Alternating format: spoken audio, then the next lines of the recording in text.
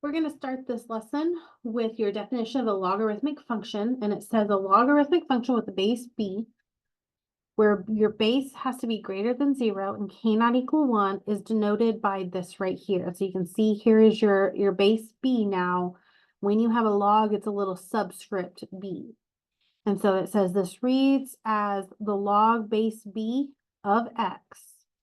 And so we can see here that we can go back and forth between these two, and they're both equivalent equations.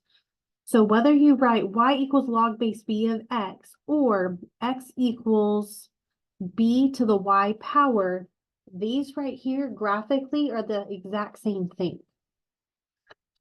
So this whole lesson is going between log function and exponential, or going from exponential to log. So we're going to get really good at this before we are done. But you're going to hear me say base to the other side of the equals what's left.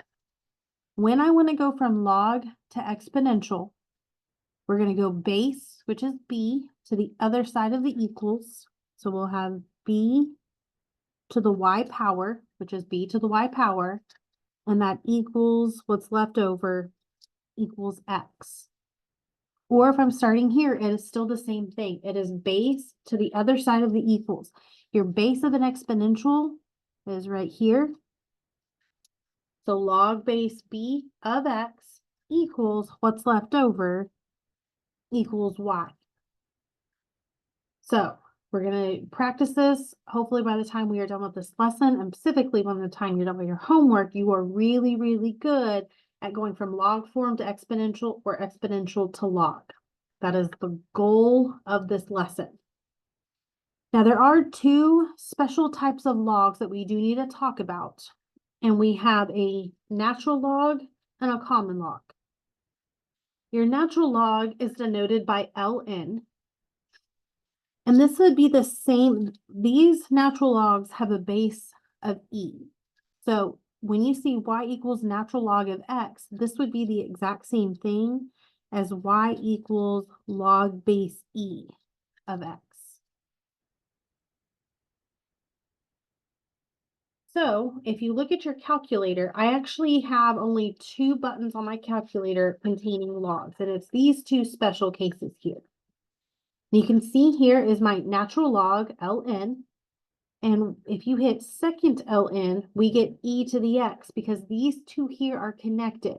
Natural logs have a base of e, and e rewrote as a log is a natural log.